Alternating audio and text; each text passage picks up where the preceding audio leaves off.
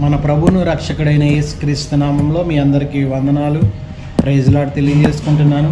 ఈ ఉదయకాల సమయంలో దేవుడు మనకిస్తున్న వాగ్దానం ఏంటంటే, ఈ వాక్యం వింటున్న ప్రతి ఒక్కరు జ్ఞాపకం చేసుకోండి. దేవుడు ఈరోజు మనకిస్తున్న వాగ్దానం, ఈ రోజంతా దేవుడు మనకిస్తున్న వాగ్దానం ఏంటి తెలుసా? హెబ్రీ పత్రిక 6:14 నిత్యముగా నేను నిన్ను ఆశీర్వదించేదనని ప్రభు చెప్తున్నాడు. ఏమని చెప్తున్నాడు? నిత్యముగా నేను నిన్ను ఆశీర్వదించేదను. ఎవరైతే ఈ మాట వింటున్నారో, ఎవరైతే ఈ వాక్యం వింటున్నారో ప్రతి ఒక్కరు కూడా, ప్రభువా నిత్యముగా నీవు నన్ను ఆశీర్వదించదనని ఈ వాక్యం ద్వారా నువ్వు నాతో మాట్లాడుతున్నావు. అందుని బట్టి నీకు వందనాలని మోకరించి ప్రార్థన చేయి. ప్రభు ఖచ్చితంగా హెబ్రీ పత్రిక 6:14 దేవుడు నీతోనే మాట్లాడుతున్నాడు.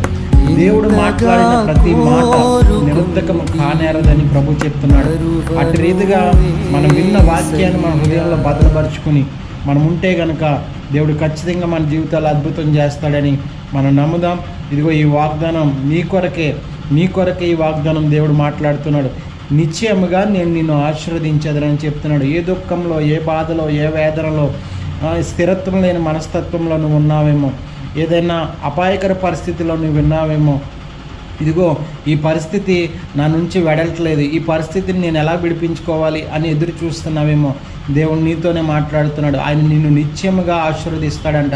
నిన్ను నిత్యముగా ఆశీర్వదిస్తాడు. నువ్వు ఎక్కడ బలహీనుడవో అక్కడే బలవంతుడని ప్రభుకు చెప్తున్నాడు. ప్రభు వాక్యం కూడా చెప్తుంది.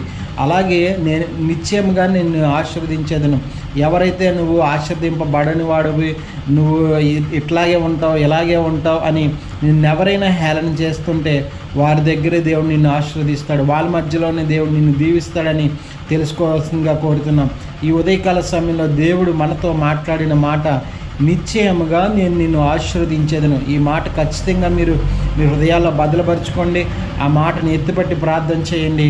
ప్రభువా నువ్వు నన్ను నిశ్చయముగా ఆశీర్వదిస్తానన్నావు కాబట్టి నువ్వు ఆశీర్వదిస్తేనే తప్ప నేను ఆశీర్వదింపబడను అని ఎలాగైతే యాకోబు భక్తుడు ప్రార్థన చేశాడో, ఆ యాకోబు భక్తుడు చేసిన ప్రార్థన మనం కూడా చేసి ఉంటే కనుక ఖచ్చితంగా మనం దేవుడు ఆశీర్వదిస్తాడని ఉదయకాలంలో తెలియజేసుకుంటూ, ఈ వాక్యం దేవుడు మన వినికిల్లో దీవించి ఆశీర్వదింపబడును గాక.